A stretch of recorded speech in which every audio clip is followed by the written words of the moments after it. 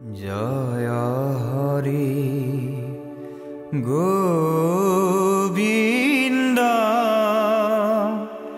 নাৰায়ণ ৰাম কেশব হৰি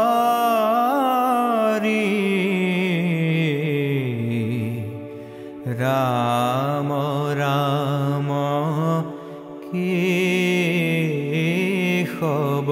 হৰি।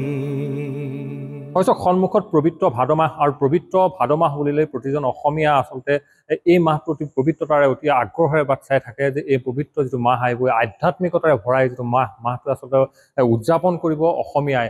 সেইকাৰণে আচলতে এই মুহূৰ্তত অসমৰ প্ৰতিখন নামঘৰ প্ৰতিখন সত্ৰ আচলতে ব্যস্ত হোৱা পৰিলক্ষিত হৈছে, কিয়নো যে অনাগত যি ভাদ মাহটো আচলতে উদযাপন কৰিব ৰাজ্যৰ বিভিন্ন প্ৰান্তৰ যিসকল ভক্তপ্ৰাণ আহিব, ভক্তপ্ৰাণসকলে যি সত্ৰ নামঘৰত মূৰ দোৱাব।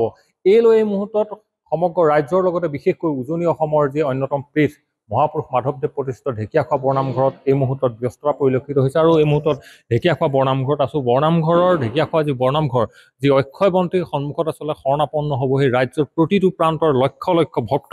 কেনেধৰণৰ প্ৰস্তুতি এই মুহূৰ্তত যে প্ৰতিটো বৰ্ষতে দেখা যায় যে লক্ষাধিক ভক্ত আহে ইয়াত শৰণাপন্ন হয় অনাগত বৰ্ষবোৰৰ বাবে আচলতে আশীষ লয় যি অক্ষয় বন্তিৰ ওচৰত। এই বছৰ কেনেকুৱা ধৰণৰ পৰিকল্পনা, মই পৰিচালনা সমিতি আছে, কেনেকুৱা ধৰণৰ এইবাৰ কেনেকুৱা ধৰণৰ আপোনালোকৰ পৰিচালনা? শ্ৰী মাধৱদেৱ স্বামী ঢেকীয়াখোৱা বৰনামঘৰত পূৰ্বৰ দৰে এইবাৰো আমি জাতি ধৰ্ম বৰ্ণ ভাষা নিৰ্বিশেষে 17 আগষ্টৰ পৰা 17 ছেপ্টেম্বৰলৈ 4 পহীয়া মাহজোৱা পালনাম আমি পাতিবলৈ আয়োজন কৰি পেলাই প্ৰস্তুতি পাই আমি সম্পূৰ্ণ কৰিছোঁ। সেয়েহে বুলি ভাবিছোঁ যে পূৰ্বতো আমাৰ লাখ লাখ ভক্ত সমাগম হৈছিল, এইবাৰ আমাৰ 50 লক্ষাধিক ভকত হ'ব বুলি আমাৰ অনুমান হৈছে।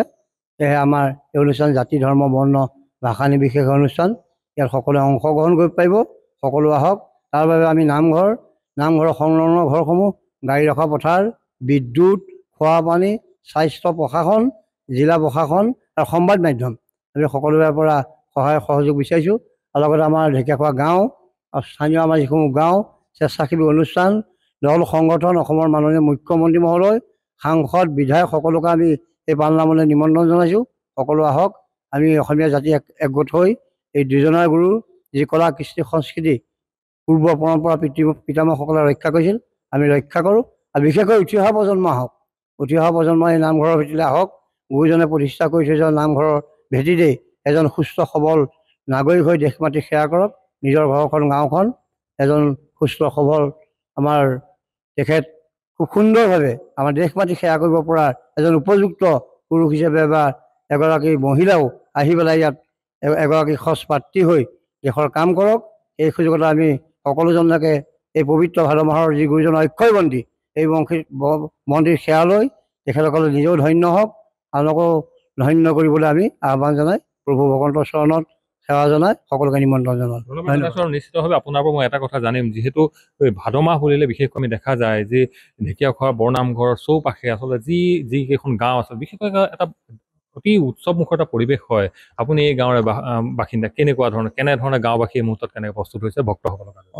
ইতিমধ্যে আমি গৌৰৱ কৰিব পাওঁ যে অসমীয়াৰ আয়ুস ৰেখা হিচাপে যি নামঘৰ গুৰুজনাই আগবঢ়াই যোৱা এই নামঘৰ ভাগ শ্ৰী মাধৱদেৱে, আপোনালোকে সকলো অসমবাসীয়ে জ্ঞাত যে মাধৱদেৱে স্থাপিত। গতিকে এই ভাদ মাহতেই সকলো ভক্তপ্ৰাণ ৰাইজে নিজৰ ইচ্ছা অনুযায়ী এগছি বন্তি, গুৱাপান, দণ্ড খৰচাকে আদি কৰি শৰাই সঁফুৰা আগবঢ়ায়। গতিকে গোটেই বছৰটোৰ যি হেঁপাহ, সেই হেঁপাহটো ভাদ মাহতেই পূৰণ কৰে। গতিকে ওচৰ চুবুৰীয়া গাঁও হিচাপে প্ৰায় 10-15খন গাঁৱৰ সকলো ৰাইজে আমাক বিভিন্ন কাৰ্যকলাপেৰে সহযোগিতা আগবঢ়ায়। আলহী অতিথিৰ পৰা ধৰি যিখিনি আপ্যায়ন কৰিব লাগে সকলোখিনি তেখেতসকলে সকলোৰ পৰা আমি সহযোগিতা পাওঁ। গতিকে এইবাৰো আমি তেখেতসকলৰ পৰা সেই সহযোগিতা পাম বুলি আশা কৰিছোঁ। কেনেধৰণে? আৰু লগতে আমাৰ এটা বিশেষ ঘোষণা আছে। এই ঘোষণাটি হৈছে আমাৰ যি 4 লেনযুক্ত ৰাষ্ট্ৰীয় ঘাইপথ, এই ঘাইপথটো ইতিমধ্যে আমাৰ নামঘৰৰ পোনে পোনে বন্ধ হৈ গৈছিল। আমি নামঘৰৰ মূল তোৰণৰ পৰা 30 মিটাৰ আঁতৰত আমি ৰাষ্ট্ৰীয় ঘাইপথ প্ৰাধিকৰণৰ লগত যোগাযোগ কৰি জিলা উপায়ুক্ত মহোদয়ৰ যোগেদি আমি ৰাস্তাটো খুলি দিয়া হৈছে। আমাৰ তিনিচুকীয়া, ডিব্ৰুগড়, শদিয়া, ডিব্ৰুগড় বা আমাৰ এই শিৱসাগৰৰ পৰা যিসকল উজনি অসমৰ ৰাইজ এই ৰাইজ আমাৰ 30 মিটাৰ আগৰে আমাৰ এটা খুলি দিয়া ৰাস্তাই আহিব পাৰিব। তাৰ কাৰণে আমি যান জঁটৰ যাতে কোনো সৃষ্টি নহয় তাৰ কাৰণে আমি যথেষ্টখিনি গাড়ী ৰখা পথাৰ ৰাখিছোঁ। সেয়েহে গাড়ী ৰখা পথাৰত আমাৰ ৰাইজৰ গাড়ীসমূহ ৰাখিবৰ কাৰণেও আমি অনুৰোধ জনালোঁ। ধন্যবাদ জনাইছোঁ। আৰু নিশ্চিতভাৱে আচলতে ব্যাপক প্ৰস্তুতি এই মুহূৰ্তত পৰিলক্ষিত হৈছে আৰু বিশেষকৈ এই মুহূৰ্তত আমাৰ নামঘৰ পৰিচালনা সমিতিয়ে জনাইছে যে কেনেধৰণে 50 লক্ষাধিক ভক্তক আচলতে এইবাৰ আদৰিব তাৰলৈ বিশেষ পৰিকল্পনা কৰিছে। ইয়াৰ যি আচলতে চৌপাশতে এখন শিশুসকলৰ উদ্যান উমলিবৰ কাৰণে বা শিশুসকলৰ যি অৱসৰ বিনোদনৰ কাৰণে এইবাৰ আচলতে এখন যি উদ্যান ইতিমধ্যে গঢ়ি তুলিছে। আৰু বিশেষকৈ 4 লেনযুক্ত ঘাইপথ যি নিৰ্মাণ হৈছে নিৰ্মাণৰ ক্ষেত্ৰত যি পথ আচলতে বন্ধ কৰি ৰাখিছে সেই পথো আচলতে এই ঢেকীয়াখোৱা বৰনামঘৰৰ কাৰণে এই মুহূৰ্তত কিন্তু মুকলি কৰি দিয়া হৈছে। কেওফালে আচলতে সকলো ধৰণে এই মুহূৰ্তত ঢেকীয়াখোৱা বৰনামঘৰ কিন্তু সজাই তোলা পৰিলক্ষিত হৈছে। আৰু আজিৰ তাৰিখত আৰু অনাগত সময়ছোৱাত আচলতে ঢেকীয়াখোৱা বৰনামঘৰ কেনে পৰিৱেশ হ'ব সেই পৰিৱেশ আচলতে ND24 প্ৰতিজন দৰ্শকক দেখাই যোৱাৰ প্ৰয়াস কৰিম।